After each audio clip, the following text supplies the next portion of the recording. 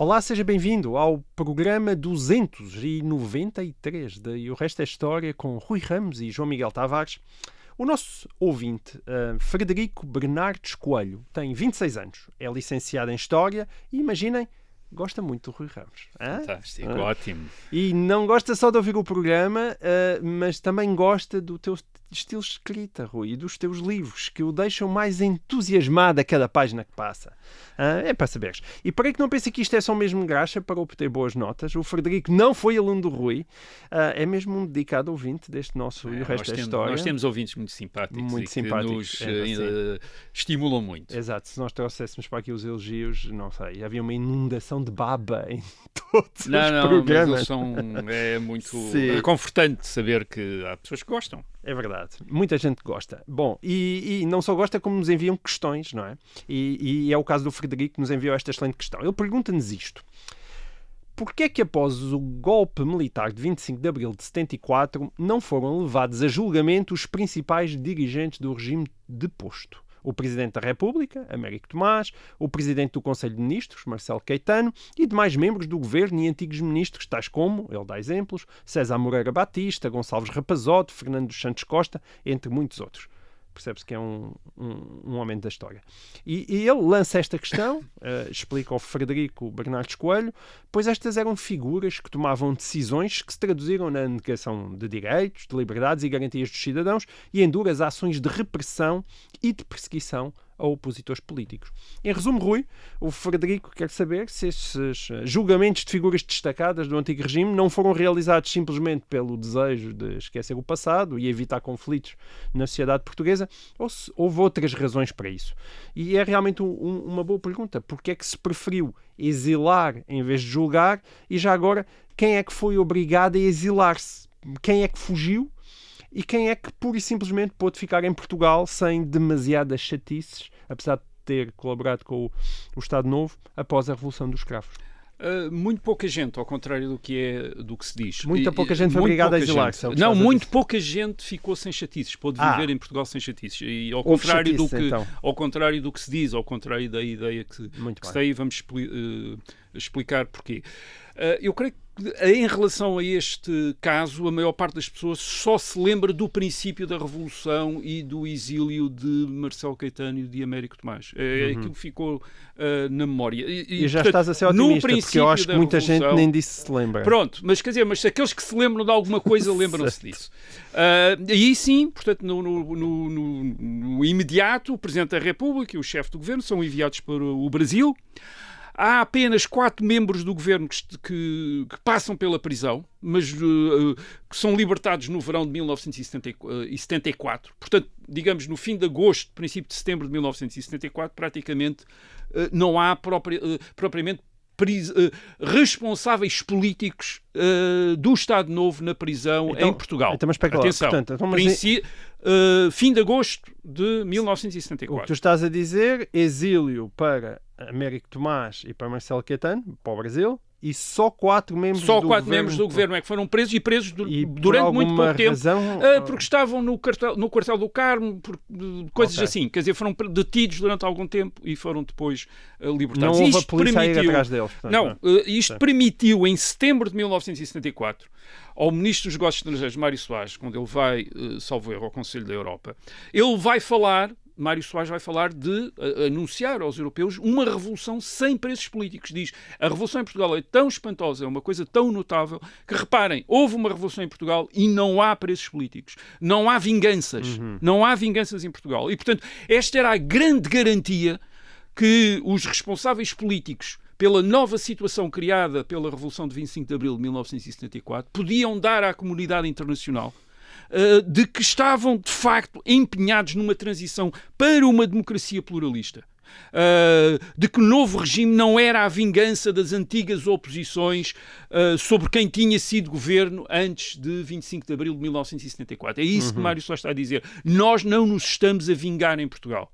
Okay. E ele diz, repare, isto é um caso inédito na história. Uma revolução que derruba um regime que durou 48 anos, ou uma situação política que durou 48 anos, uma ditadura com as tais perseguições, negação de direitos, e reparem, ninguém está preso. Quer dizer, não prendemos ninguém, não exercemos violência, já há 2 exilados, já há mais uns quantos exilados, umas pessoas que saíram do país, mas não há exilados. Portanto, aí temos talvez uma primeira razão para esta contenção, quer dizer, que é o novo regime quer ser uma democracia, é isso que é anunciado logo no início, quer distinguir-se da ditadura do Estado Novo. Quer dizer, isto não é uma nova ditadura. Isto é, não acabou uma ditadura para começar outra ditadura, e não ter presos políticos é talvez a maior prova de que não há uma ditadura em Portugal, embora o regime seja militar, mas reparem também, em 74 o primeiro governo é um governo de civis, quer dizer, é um governo de civis. O Presidente da República é militar, há autoridades militares, a Junta de Salvação Nacional, por exemplo, há militares no Conselho de Estado, mas o governo é um governo de civis, presidido por um civil, de Linda Palma Carlos. Portanto, há aqui um grande esforço para marcar uma grande diferença em relação ao regime que houve antes. E dar garantias de respeito pelos direitos humanos. Uma das coisas que faz o novo governo é Portugal adere imediatamente à Declaração de Direitos Humanos das Nações Unidas, dizer nós respeitamos aqui essa declarações. E depois, isto para consumo externo. Internamente também, o não haver estas prisões nem retaliações é a melhor prova, a melhor garantia de que o regime está efetivamente aberto a todos. Isto é, que não vai excluir ninguém, que não é um regime apenas para as oposições anti-salazaristas. É um regime para toda a gente. E se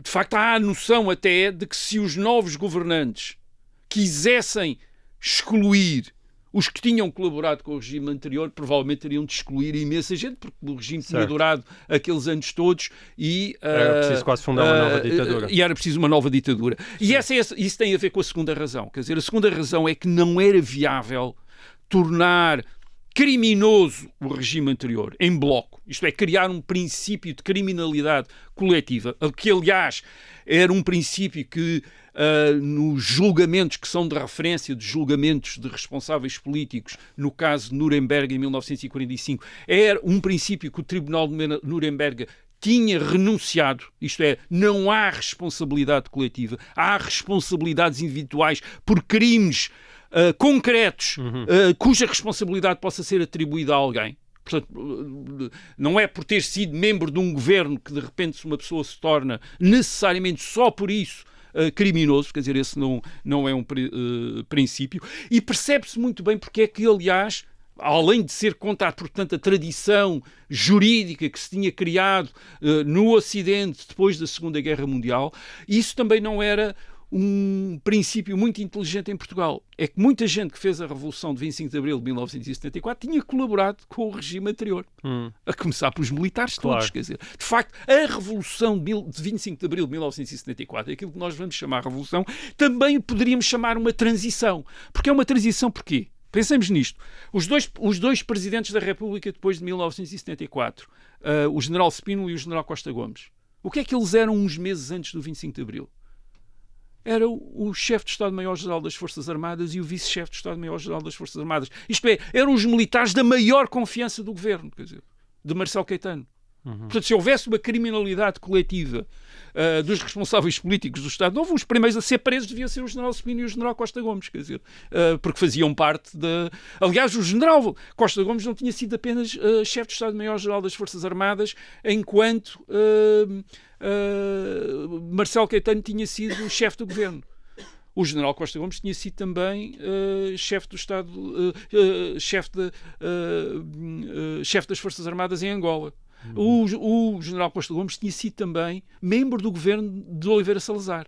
Entre 1958 e 1961 tinha sido membro do governo de Oliveira Salazar. Portanto, era um subsecretário de Estado de Salazar, despachava com Salazar, etc. Isto é, se fosse criminoso, e claro, Spínola tinha sido não apenas comandante-chefe das Forças Armadas na Guiné, mas governador da Guiné. Portanto, se isso fosse criminoso, se isso fosse passível de uma acusação criminosa, portanto, esses seriam os dois primeiros criminosos. Mas mais do que isso, grandes figuras da esquerda portuguesa em 1974, como era o líder do MDP-CDE, Francisco Pereira de Moura, professor, tinha sido não só professor da universidade, como tinha sido procurador à Câmara Corporativa. Quer dizer.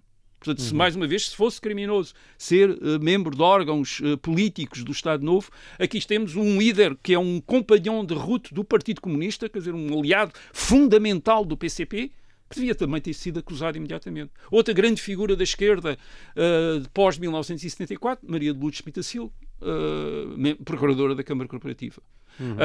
Claro, os líderes, os fundadores do Partido Popular Democrático, um dos partidos mais importantes do novo regime democrático, tinham sido deputados da Assembleia Nacional.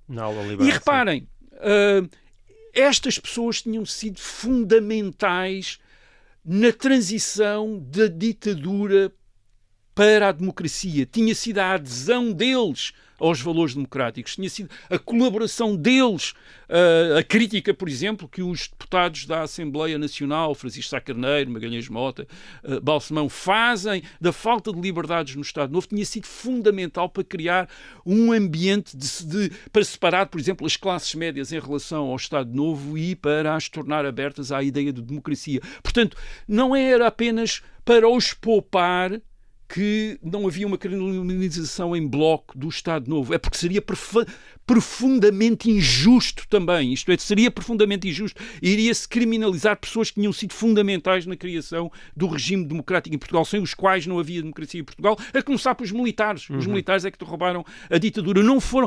Isto é muito fundamental. Quem fez a revolução não foram as oposições. As oposições tiveram... As oposições, isto é, Partido Comunista, Partido Socialista, extrema-esquerda, tiveram um papel secundário, reduzido, quase irrelevante na Revolução. A Revolução vem de dentro do Estado Novo, são protagonistas do Estado Novo, protagonistas militares e políticos que fazem a Revolução, que colaboram na transição e, portanto, não fazia qualquer sentido ir criminalizá-los. Além de que mesmo nas próprias elites da oposição de esquerda, incluindo Partido Socialista e Partido Comunista, há imensa gente que colaborou nos gabinetes técnicos do governo antes de 1974. E, portanto, também criminalizar esta gente era criminalizar essas colaborações, seria criminalizar a maior parte dessas pessoas. E futuros ministros, não é? E futuros ministros, nós temos o caso de José da Veiga Simão, ministro de Marcelo Caetano. O ministro da Educação de Marcelo Caetano, em 25 de abril de 1974, que vai ser nomeado representante de Portugal nas Nações Unidas até junho de 1975. Quer dizer, é o representante de Portugal nas Nações Unidas, é um antigo ministro de Marcelo Caetano. Aliás, ele ainda vem ser membro de um governo do Partido Socialista na década de 90. Portanto, há muita gente que esteve no Estado Novo que tinha outras ideias, sim, no tempo de Marcelo Caetano, que tinha outras ideias, que contribuiu para a democratização. Marcelo Veiga Simão faz aquilo que toda a gente reconhece como a democratização do ensino, quer dizer, antes de 1974. Portanto, ele é um dos fundadores, de facto, do regime democrático em Portugal, mesmo antes de 74, e, portanto, criminalizá-lo por ele ter sido ministro de Marcelo Caetano era uma coisa muito estranha logo, mesmo em 1974, dizer, bem, vamos considerar este político um criminoso, quer dizer, quando ele, de facto, é um dos protagonistas da democratização. Portanto, criminalizar em bloco seria, de facto, colocar um obstáculo à democracia, seria uma traição quase à democracia. Sim, esta gente tinha colaborado com o Estado Novo, mas tinha colaborado também na Revolução de 25 de Abril de 1974, tinha facilitado a mudança em Portugal, tinha a tornado possível, como, aliás, há uma série de resistentes antissalazaristas que, antes de serem resistentes antissalazaristas, tinham sido salazaristas, Henrique Galvão, Humberto Delgado, as grandes figuras da resistência ao salazarismo tinham inicialmente começado por ser salazaristas, portanto vamos criminalizá-los também por terem sido salazaristas antes de serem salazaristas, e toda a gente percebia, se toda esta gente tivesse ficado do lado da ditadura, não teria havido 25 de Abril. E, portanto, não fazia sentido criminalizá-los. A Revolução, repito, não é obra das oposições de esquerda, veio de dentro do regime de militares como Spínola e Costa Gomes, deputados da Assembleia Nacional como Sá Carneiro, ministros como Veiga Simão. Aliás, o mesmo acontece na Grécia, em 1974, em Espanha, na transição entre 1975 e 1977, que são figuras da própria ditadura. É o que tu estás a dizer, as elites, não é só isso, são as figuras da própria ditadura que promovem a democracia. São eles que promovem a democracia. E, portanto, qual é o crime? Quer dizer, enfim, para aqueles os mais acérrimos partidários da ditadura, o crime desta gente toda foi terem feito a democracia. Quer dizer, por isso foram traidores e criminosos por terem feito a democracia.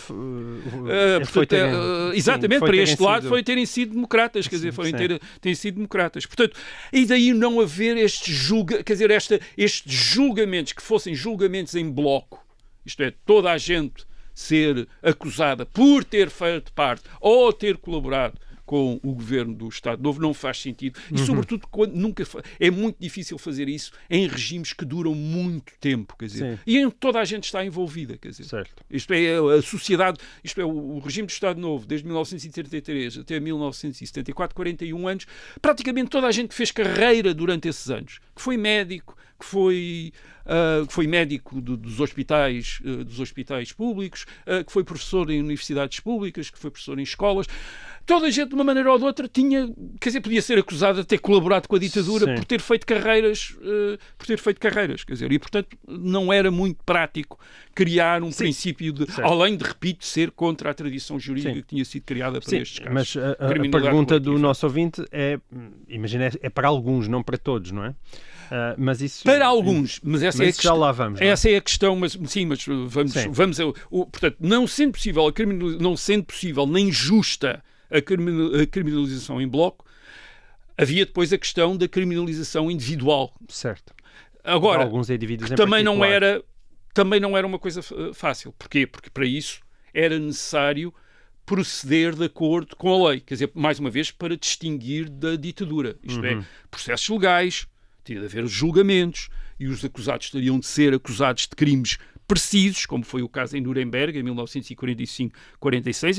Em Nuremberg, é preciso salientar, os acusados não foram acusados por ser nazis, foram acusados por crimes concretos dos quais tinham responsabilidade direta e podia ser provada essa responsabilidade direta. Foi por isso que eles foram acusados, não foi por causa das ideias e da ideologia, ou por terem sido membros do governo, ou por serem membros do partido nazi. Portanto, teria sido necessário julgamentos em que fossem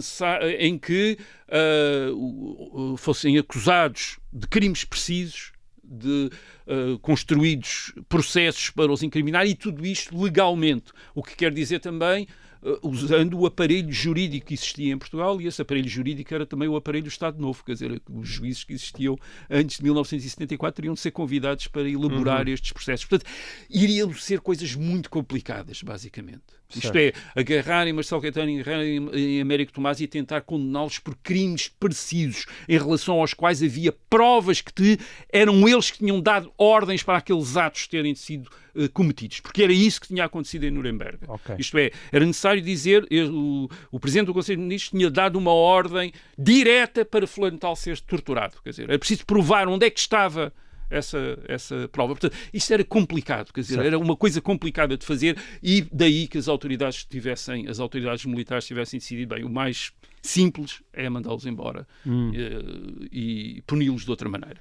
Rui, tu já apresentaste boas razões para isso, mas a verdade é que, apesar de tudo, houve gente do antigo regime presa depois do 25 de Abril, desde logo quem fazia parte da PIDE. Bem, essa foi a exceção em 1974. Em 1974, mais de 1.000 dos 2.000 funcionários da Direção-Geral de Segurança, antes conhecida por PIDE, depois de uma inicial hesitação, porque há ainda uma hesitação inicial logo no 25 de Abril sobre a continuidade da polícia, porque aquilo era uma polícia política, mas ao mesmo tempo era um serviço de informações e era o controle de fronteiras, quer dizer, portanto tinha essas dimensões, era necessário, e portanto houve ali uma hesitação, além de que no caso em em África, fazia parte também enfim, estava integrada quase num sistema de informações militares e, portanto, há ali uma hesitação inicial dos mais altos responsáveis depois de 25 de abril de 1974 sobre mantém-se, não se mantém, pelo menos alguns etc. serviços eram Mas importantes. acaba por se decidir que não se mantém e prende-se, portanto, os agentes são presos. E são presos porquê? Porque em relação aos agentes da polícia política é possível abrir processos judiciais contra eles com base em acusações de que eles tinham cometido crimes, por exemplo, torturar pessoas. Portanto, por exemplo, em agosto de 1974 já há 116 processos judiciais prontos contra agentes que estavam presos. Era possível atribuir-lhes crimes concretos. Torturou fulano tal, em tal época, etc. E a tortura não havia nenhuma lei no Estado Novo que tornasse sequer a tortura legal e, portanto, era um ato ilegal em todos os regimes jurídicos, mesmo durante a ditadura.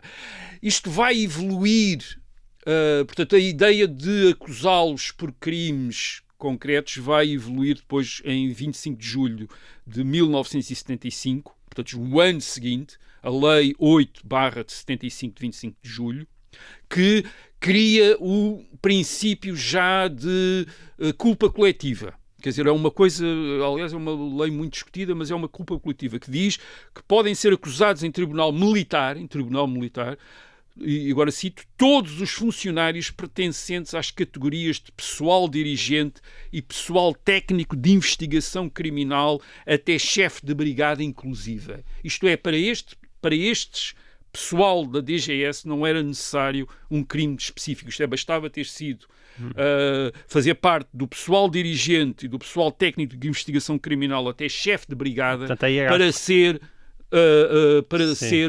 passível de uma pena de prisão. Okay. Enfim, mas já vamos falar um bocadinho mais desta lei, porque esta lei depois causou algumas dificuldades de interpretação desta lei, precisamente pela admissão de uma espécie de criminalidade coletiva. Isto é, já não é necessário, então, para estes casos do pessoal dirigente atribuídos um crime concreto, já não é necessário dizer o senhor torturou. Pode não ter torturado ninguém, mas ter sido chefe de brigada já é um crime. E essas pessoas foram mesmo confrontadas com a justiça em tribunal? Foram em tribunal militar, cerca de mais de 2.000 foram levados a tribunal militar. Curiosamente, alguém chama a atenção para isso, não sei se será correto, mas alguém chama a atenção que os oficiais do Exército que estavam em serviço na Direção-Geral de Segurança nunca foram presos nem foram levados a julgamento. Portanto, como, por exemplo, militares. O ex-diretor da PID, o Neves Graça, o capitão Neves Graça, que quando todos os agentes foram presos, ele próprio, em 1975, entregou-se às autoridades militares para ser preso também, porque ele tinha sido diretor da PID. E eles disseram, vá-se embora. Quer dizer, pertencia às Forças Armadas. Pertencia às Forças Armadas e, portanto, vá-se embora. Quer dizer, faz-se conta que ninguém reparou em si e vá-se embora. Quer dizer. Mas, de qualquer maneira, gostava de dizer, em 1974, portanto, há toda esta preocupação com um quadro jurídico, com a legalidade, com a diferença em relação à ditadura e, portanto, a opção é não avançar com grandes julgamentos políticos e apenas avançar com processos individuais contra agentes da polícia política em relação aos quais fosse possível provar crimes concretos e seriam julgados por esses crimes concretos. Sem tocar na estrutura do Estado, incluindo no próprio aparelho judicial. Incluindo o próprio aparelho judicial, da estrutura do Estado. Isto é, os comandos militares, a hierarquia houve juízes, houve procuradores, os membros do governo. Portanto, nada disso está previsto. Em 1974 não está previsto processos, certo. O julgamento dessas pessoas. Mas tu disseste que essa é a memória que as pessoas têm e esquecem uma outra parte da memória. Esta é uma parte da história. Esta é uma parte da história, porque a partir do outono de 1974, a partir do 28 de setembro de 1974, aquilo que deveria ser uma transição para uma democracia socialista torna-se uma outra coisa. torna-se, para uma democracia pluralista, torna-se uma outra coisa. Torna-se uma revolução socialista.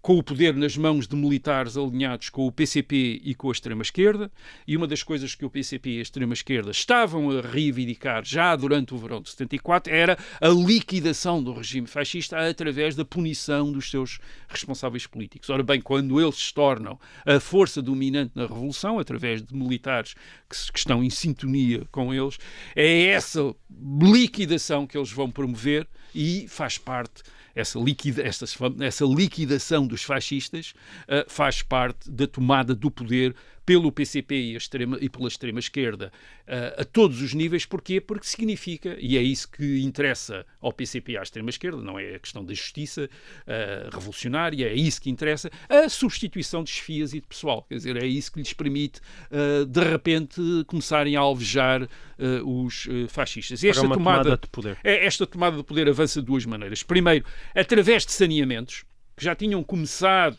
aliás, os próprios militares tinham promovido saneamentos das Forças Armadas logo a partir de abril de 74, mas são saneamentos organizados, que é a passagem à reserva de generais que tinham jurado fidelidade a Marcelo Caetano e que são passados que tinham demasiada simpatia com o regime. Não, e que tinham estado em março de 1974, naquela cerimónia em que os generais tinham sido convidados... O tal da Brigada do Reumático. Tinham sido convidados a demonstrar lealdade para com o governo e, portanto, de alguma maneira era legítimo que os generais que umas semanas antes tinham mostrado lealdade para o governo não fossem de confiança do governo de Marcelo Caetano, não fossem da confiança da nova situação política e fossem passados à reserva, dando-se o caso de alguns generais, como Spínola, como Costa Gomes, se terem recusado a prestar essa lealdade. Portanto, tinha começado um certo saneamento digamos, escalões da hierarquia superior das Forças Armadas, mas aquilo que começa, quer dizer, e sobretudo a partir de setembro de 1974, já tinha começado antes, mas a partir daí com uma nova força, são saneamentos sem quaisquer garantias para os saneados. A maior parte desses saneados vão ser expulsos dos empregos em assembleias gerais por militantes do PCP e da extrema-esquerda, quer dizer, os tais saneamentos de braço no ar, como se diz, quer dizer, isto é numa escola, assembleias de professores e de alunos, e sobretudo assembleias de alunos, que fazem o saneamento dos professores, que expulsam os professores dos empregos, quer dizer, partindo do professor de português, o professor de português está saneado, está expulso do emprego. Em universidades... Mas isso depois tinha que ter uma implicação até burocrática. As pessoas eram mesmo afastadas. As pessoas eram expulsas do emprego. Quer dizer, deixavam de receber, eram expulsas do emprego. Isso aconteceu em escolas, em universidades, em serviços públicos e depois em empresas públicas e em empresas privadas também. Assembleias de trabalhadores. Isto é, os trabalhadores são convidados e o engenheiro flantal, o diretor ou o contramestre, etc. O que é que vocês acham? Nós achamos que ele é todo salazarista ou eu ouvi-o dizer que o Marcelo Caetano era um bom chefe de governo, portanto, expulso. Quer dizer, isto obviamente era, digamos que, alvejado a pessoas que, entretanto, não tinham passado para o lado do PCP e da extrema-esquerda, porque então tinham podido ser salazaristas, mas que, a partir do momento em que eram próximas do PCP e da extrema-esquerda, estavam... dentro de uma lógica de justiça revolucionária, porque as pessoas nunca passavam pelos tribunais. Não, isto não passava nada pelos tribunais. Isso depois era um ato consumado, quer dizer, imensos professores na universidade, na Faculdade de Direito de Lisboa, que foram saneados pelos alunos, quer dizer, foi os alunos que os expulsaram, quer dizer, e que perderam o emprego, perderam o salário, perderam tudo, quer dizer, depois dessa expulsão. Há historiadores que referem que isto pode ter atingido cerca de 20 mil pessoas, quer dizer, 20 mil pessoas que são saneadas nestas circunstâncias. Portanto, e repito, isto faz parte da tomada do poder pelo PCP e pela extrema-esquerda em todos estes locais a partir de setembro de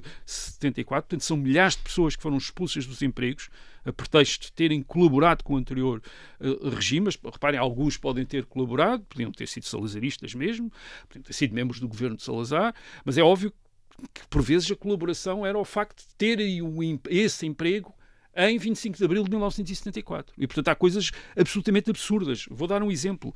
O professor Jorge Miranda. O professor Jorge Miranda vai ser eleito deputado pelo PPD para a Assembleia Constituinte em 25 de abril de 1975. Sim. E vai ser um dos pais da Constituição de 1976. Sim, um dos famosos pais. Mas o que é que tinha acontecido ao professor Jorge Miranda na Faculdade de Direito de Lisboa? tinha sido saneado pelos alunos em janeiro de 1975 por ser fascista, quer dizer. Portanto, foi saneado, quer dizer, e depois é eleito e faz a Constituição da democracia portuguesa, mas tendo saneado, quer dizer, tendo perdido o emprego, perdido o rendimento em janeiro de 1975 por decisão dos alunos. Mas essas pessoas podiam ao menos recorrer a tribunais para inverter a situação? Nada, quer dizer, as autoridades militares depois, digamos que corroboravam a situação. Estas pessoas vão recorrer a tribunais depois de 1975 e alguns deles vão demorar anos até serem readmitidos na função pública. Porque os tribunais acham que foi criada ali uma situação de facto, quer dizer, e demora muito, isto é, há gente que só volta em 78, 79, 80, 81, 82, quer dizer, muito depois, 6, 7 anos depois da Revolução. E em segundo lugar, portanto, os saneamentos, que obviamente atingem tudo aquilo que foi ministro, secretário de Estado, governador civil, deputados da Assembleia Nacional, esses aí então são alvejados imediatamente. Portanto, não é verdade que não sofreram nada, andaram todos à vontade, não lhes aconteceu nada. Não, perderam os empregos, quer dizer, para começar. Aqueles que tinham carreiras na função pública e mesmo aqueles que tinham carreiras em empresas privadas que depois, entretanto, sobretudo as do sul do país, são, digamos, ocupadas pelos trabalhadores e aí o PCP, a extrema-esquerda, também exerce o seu poder. E, em segundo lugar, começam as prisões políticas. Portugal, em 28 de setembro de 1974, não tem presos políticos, mas nessa noite passou a ter. Na noite de 27 para 28 de setembro. Quer dizer, aliás, quando Mário Soares faz o tal discurso, ele não sabia que já havia prisões políticas em Portugal nesse momento. Isto era verdade o que ele estava a dizer no dia anterior, já não é verdade nesse dia. Nesse dia passa a haver prisões políticas, centenas de presos que são feitos na noite de 27 para 28 de setembro, são pessoas suspeitas de não estarem alinhadas com a nova orientação da Revolução. São prisões que depois vão ser ordenadas por uma variedade enorme de entidades militares e outras entidades, o Governo, o Conselho da Revolução, a Assembleia do MFA. Na Assembleia do MFA decide-se prisão de pessoas. O que é que acham de prender fulano tal? Achamos muito bem. Quem é que está de acordo? Braço no ar, fulano tal, fulano tal, fulano tal. Bom, e houve até os famosos mandatos em branco. Exatamente. Não é? Essas prisões são executadas pelo COPCON. Os mandatos em branco permitem prender uma pessoa e depois fazer o mandato a posteriori, porque o mandato está assinado, carimbado, e portanto é só lá pôr o nome da pessoa. Todas essas pessoas são presas sob a acusação de associação de malfeitores. Portanto, é a acusação de toda a gente, associação de malfeitores. Porquê? Porque isso permite a prisão, depois manter as pessoas presas preventivamente, sem limite de tempo, como era o que estava previsto no Código Penal. São sujeitos ao foro militar, isto é, passam a estar às ordens das autoridades militares. Portanto, não estão às ordens dos tribunais, estão às ordens das autoridades militares, em presídios militares ou em presídios civis sobre direção militar. E, portanto, não têm um processo judicial normal. Não têm acusação por um crime preciso, é associação de malfeitores, não têm direito à assistência de advogado, não têm direito, quer dizer, portanto, há pessoas que estão presas mais de um ano sem nunca terem sido acusadas de nada. E tal como foram presas, depois em 1976 são soltas. Isto é, um dia foram presas, ninguém lhes disse nada, estão presas, e depois em fevereiro ou janeiro de 1976, depois do 25 de novembro, aparece outro militar na porta da cela e diz, vá-se embora. Porquê é que eu estive preso? Não faço ideia. Ponha-se na rua, quer dizer, não temos nada a ver com isso. Quer dizer. Portanto, estas prisões são prisões decididas a capricho das autoridades, fora de qualquer quadro jurídico.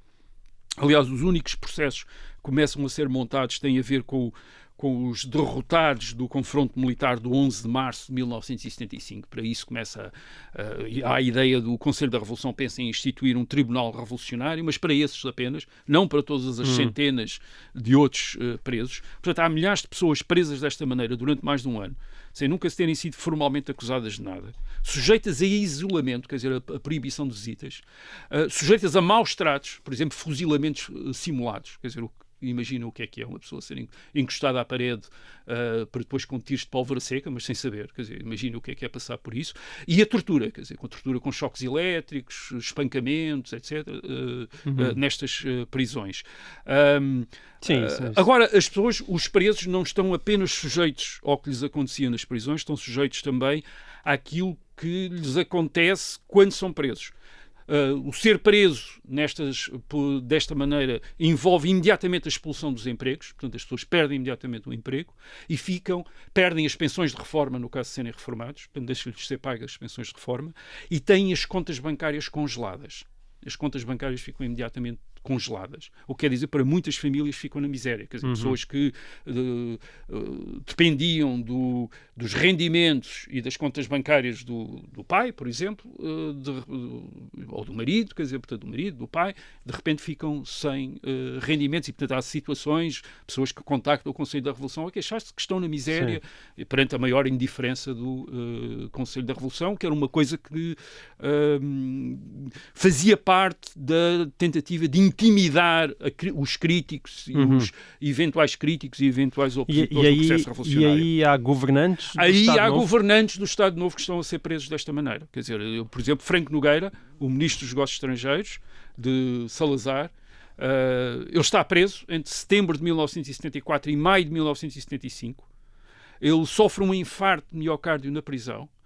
A história que eu vi contada, mas estou a contá-la aqui como a ouvi, é que ele contém o infarto de miocárdio na prisão. É levado para o Hospital de Santa Maria e os enfermeiros do Hospital de Santa Maria decidem, em plenário, negar-lhe o tratamentos.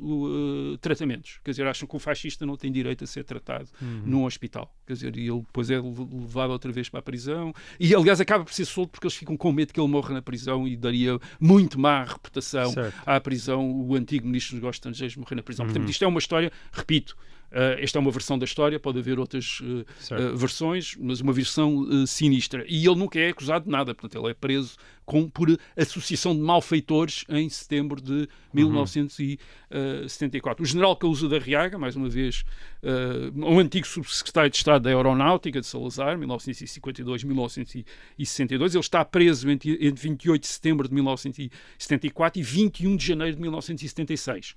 Portanto, uma longa prisão, nunca foi acusado de nada. 1 ano e meio. Sim. Nunca foi acusado de nada. Quer dizer, nunca teve acusação, foi preso num dia e depois, muitos meses, 1 ano e meio depois, é mandado sair, nunca foi acusado de nada. César Moreira Batista, o ministro do Interior, aliás, ele tinha sido ministro do Interior de Marcelo Caetano durante 5 meses, a partir de novembro de 73.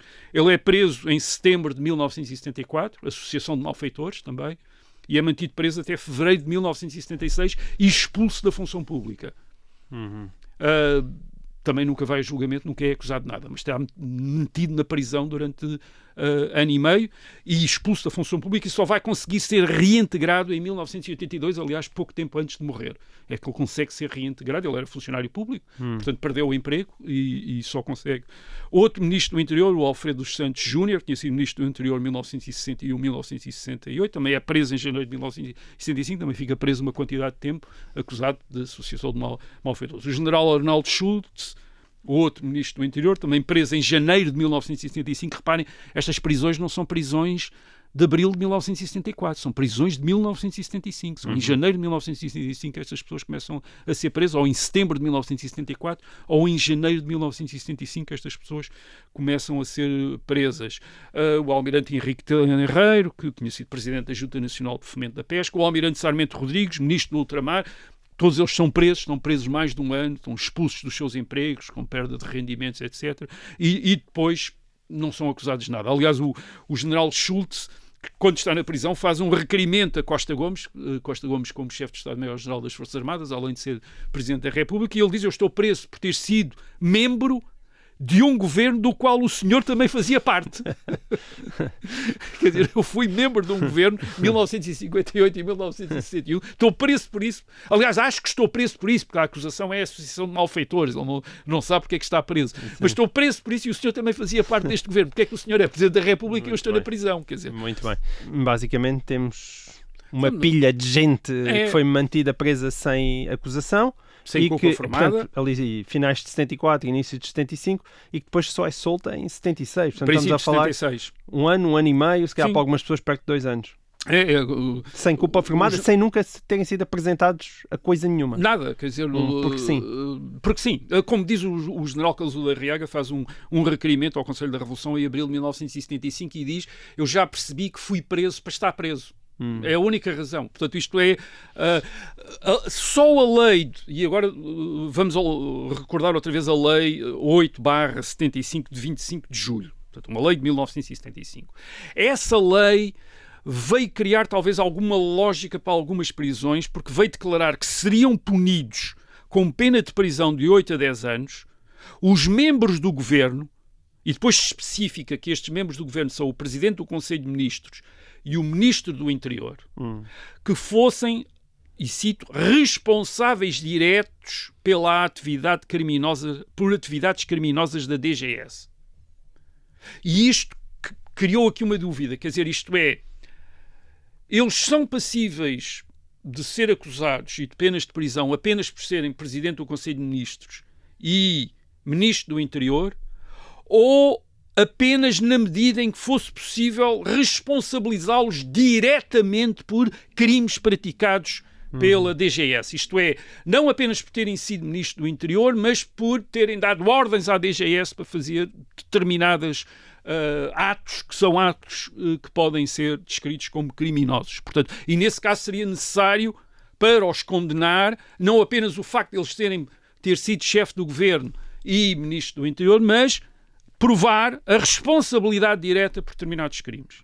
E, por exemplo, o general Arnaldo Schultz, ele acaba, porque é um militar, acaba por transitar, portanto, haver julgamento em tribunais militares, e é absolvido por Supremo Tribunal Militar em 1983. Isto é, precisamente porque ele foi Ministro do Interior, mas não há nenhuma prova que algum crime tivesse sido praticado nessa altura, que tivesse sido resultado de uma ordem direta, isto é, em que ele tivesse responsabilidade direta. Pelo contrário, ele pôde depois apresentar uma quantidade de provas em que ele tinha mandado soltar pessoas, tinha mandado tinha praticado uma série de atos de contenção das atividades repressivas. Então, e quando essas notícias se começaram a saber, não é? Quando houve gente começada a ser presa, algumas até com mandatos em branco, houve fugas, outras pessoas que reagiram? Sim, quem se quis, digamos, garantir contra este tipo de tratamento, exilou-se. Fugiu para a Espanha, fugiu para o Brasil, no verão de 1975. Há uma ideia de quantas pessoas? 10 mil pessoas. 10 mil? 10 mil pessoas, quer dizer, exilados, quer dizer, é um número, estes números não, quer dizer, são números provavelmente, ou às vezes nem são estimativas, são ordens de grandeza, digamos assim, milhares de pessoas. Não tinha, o INE não tinha esses dados, não? Não, mas nós podemos perceber que há muitos dos ministros de Salazar e de Marcelo Caetano que estão exilados, que estão expulsos do emprego, que têm as pensões cortadas, têm as contas congeladas. Adriano Moreira tinha sido ministro do Ultramar, José Gonçalo Correia de Oliveira tinha sido ministro da Economia, Rui Patrício, que tinha sido ministro dos Negócios Estrangeiros, Gonçalves Rapazote, que tinha sido ministro do Interior entre 1969. Saíram todos do país. Estão todos exilados, quer dizer, perceberam que iam ser presos ou corriam o risco de ser presos. Portanto, é preciso acabar com a lenda de que não houve retaliações. Isto é, há uma fase da Revolução, a fase em que o PCP e a extrema-esquerda dominam. Abril-setembro, não é? A fase... Portanto, há uma fase de abril-setembro de 1974. Isso pode ser dito. Isso pode ser dito. Exceto para quem era da PIDE. Para quem era da PIDE. E depois há uma fase a partir de setembro de 64, e já um bocadinho, talvez, começada anteriormente, com retaliações, com punições. Mas explica-me também uma coisa, porque essa fase começando, percebe-se porque é que ela começa, não é? Depois do 28 de setembro e depois agravada, se calhar, também depois do 11 de março, logo até antes disso, em janeiro de 75. Mas, e depois há o famoso 25 de novembro. Porquê que isso continua até 76 adentro? Não, a partir de 25 de novembro de 1975 há, portanto, isso para, quer dizer, esse processo acaba por parar. Mas as pessoas não são soltas. Mas as pessoas não são soltas imediatamente, quer dizer, portanto, há gente que é solta em dezembro, há gente que é solta em 75, há gente que é solta em janeiro e fevereiro de 76. E isso há muitas razões para isso. Porquê? Porque estes presos não estão enquadrados juridicamente por nada. Isso, aliás, é uma questão que um dia também podemos falar aqui. Um bocadinho como em Guantánamo, não é? Eles não estão cobertos por nada, quer dizer, e portanto há ali umas dúvidas das novas novas autoridades militares depois de novembro de 75 do que fazer com estes presos. E, aliás, há um dos responsáveis, que é aquele que fica no Conselho da Revolução por essa responsável, o militar que fica responsável por essa pelos presos, quer dizer, pelos presos, e ele diz bem, depois de muitas discussões, ouvir pareceres jurídicos, etc., ele diz bem, como esta gente toda foi presa ilegalmente, vai também ser solto ilegalmente. Quer dizer, ele passa, portanto, papéis a dizer está solto, quer dizer, e é assim que as pessoas são depois soltas, quer dizer, arbitrariamente, tal como tinham sido presas arbitrariamente. E quando é que as prisões ficam vazias? A partir do início de janeiro de 76. De janeiro de 76, fevereiro de 76. Aliás, a confusão nas prisões, repara, em novembro de 1975, há também uma nova vaga de presos, que são os presos de militares associados ao PCP e à extrema-esquerda, que estão nas prisões. Portanto, cria-se ali quer dizer, isto é caótico, isto é um processo verdadeiramente caótico. Há gente que está presa em novembro de 1975, que os próprios, quer dizer, que está, como diz o relatório que depois o Conselho da Revolução vai mandar elaborar sobre esta situação, sobre os presos sujeitos às autoridades militares. O famoso relatório das vícias, não é? Que diz, as pessoas estão esquecidas na prisão. Estão esquecidas na prisão. Quer dizer, isto é, quando as novas autoridades, a partir de novembro de 65, visitam as prisões e dizem: porque é que este senhor está preso aqui? Ninguém faz ideia. Quem é que se chama? Também já ninguém sabe como é que é o nome dele. Está preso. Há o caso de um senhor, aliás, o Goulart Nogueira, que era um escritor, poeta, que foi preso em setembro de 74 e que está preso em novembro de 75 e estava bastante doente, estava lá no Catre. E estava esquecido na prisão, quer dizer, já ninguém sabia quem ele era, quer dizer, e ele não tinha família, etc. Portanto, estava ali perdido, tinha ficado esquecido na prisão, quer dizer, pura e simplesmente. Portanto, este é as prisões revolucionárias de 1975 são o reino da arbitrariedade total, da injustiça total, mas, repito, com graves consequências para quem foi preso. Quer dizer, não é apenas o estar preso, é perder o emprego, é ter as contas bancárias congeladas, quer dizer, etc. Portanto, agora, há aqui uma característica destas prisões, que é a arbitrariedade e destas retaliações, quer do saneamento, quer das prisões. Tudo isto é arbitrário. E isso é uma punição da pior espécie. É a pior espécie de punição porque não dá direito a uma defesa. Quer dizer, tu estavas a dizer, então, mas o que é que as pessoas fazem? Sim, se uma pessoa é expulsa do emprego através de um processo legal, pode recorrer. Mas não, aqui está expulsa pelos alunos. Os alunos sanearam-no. E depois as autoridades, e depois o comandante do regimento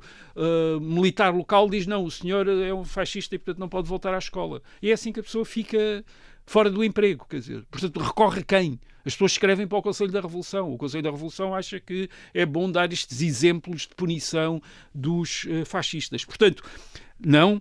As pessoas sofreram retaliações, sofreram punições das piores espécies, que são as punições arbitrárias. Muitas destas punições atingiram responsáveis do Estado Novo, outras atingiram, como o professor Jorge Miranda, e outros que não têm responsabilidades, que não tinham responsabilidades nenhumas da ditadura e que são, por vezes, punidos, como às vezes está nos documentos, por terem ideias de direita. Quer dizer, é assim que as pessoas dizem. Sim, de facto, não é do Estado Novo, não era salazarista, até criticava o Estado Novo, mas tem ideias de direita, portanto, justifica-se que seja preso, que seja expulso do emprego, etc. Portanto, é o ambiente revolucionário. Portanto, o PREC de 1975 não foi nenhuma festa. Ou só foi festa para alguns, para outros foi um inferno autêntico. E estamos a falar apenas da metrópole, não estamos a falar do chamado ultramar em África, em Angola e Moçambique, onde muita gente foi presa, que é entregue aos chamados movimentos de libertação, onde lhes acontece coisas ainda piores. É um processo que mereceria talvez investigação, o que acontece a todas essas pessoas que são entregues à Frelimo e, por exemplo, em Moçambique. Mas uma das características destes processos é serem arbitrários. Isto é totalmente arbitrário, quer dizer, é a decisão de assembleias, de autoridades militares. E, portanto, é verdade, nem toda a gente é incomodada. E há casos absolutamente espantosos. O caso mais espantoso é o do general Fernando Santos Costa. O general Fernando Santos Costa, ministro da Defesa de Salazar, em 1974, é talvez o grande salazarista vivo ainda, quer dizer, é um grande colaborador de Salazar desde os anos 30 e é o homem que representa no Estado Novo a face dura do regime. Quer dizer, ele é o homem que acha que aquilo tem de ser uma ditadura e tem de ser mão rija para aqueles que se lhe opõem. É o general Fernando Santos Costa. Bem, o general Fernando Santos Costa passa um PREC, de acordo com as informações, pelo menos, que existem, a que eu tive acesso, passa uma revolução perfeitamente descansável. Aliás, ele próprio diz, mais tarde, ele só morre nos anos 80, um investigador americano, aliás, que lhe faz um inquérito, e diz como é que foi em 75? Ele diz, não, andei sempre à vontade em Lisboa, a olhar as pessoas na cara de frente, e como ele diz, e nunca era eu que desviava o olhar. Quer dizer, andava sempre ali. Mas como é que isso se explica? Ele tem uma explicação para isso, quer dizer, ele dizia, ande protegido por um bandido. Ande protegido por um bandido. O que é que isso queria dizer? Havia na Revolução uma alta figura militar da Revolução que devia grandes favores ao general Fernando Santos Costa. O general Fernando Santos Costa tinha sido ministro da Defesa durante anos. A maior parte das altas carreiras, quem tinha chegado a general, muito provavelmente não tinha chegado ninguém que não tivesse o beneplácito do general Fernando Santos Costa. E, portanto, todas as pessoas, de uma maneira ou de outra, havia muita gente que, obviamente, não tinha feito carreira por causa dele e que o odiava, mas havia muita gente que lhe via grandes favores. E, aparentemente, uma das pessoas que aparentemente via grandes favores ao general Fernando Santos Costa, quando ele chamava um bandido, devia-lhe favores e, aparentemente, tê-lo lá protegido durante aqueles anos todos e, portanto, de repente, há um dos grandes responsáveis do Estado Novo, isto é uma das grandes figuras, e sobretudo, repito, da parte dura do Estado Novo, e que passa uma revolução sem problemas. Ele nunca identificou esse bandido, como ele se chamava. Nunca identificou. Havia especulação sobre quem seria, quer dizer, mas especulação. Como é apenas especulação, só podes contar-me com o microfone desligado. Exato, especulação, mas portanto estava protegido, andou protegido durante esse tempo todo e portanto, enquanto outros estavam presos, ele andou à vontade. Muito bem, e assim termina este episódio de E o Resto é História. Nós estaremos de volta para a semana. Até lá.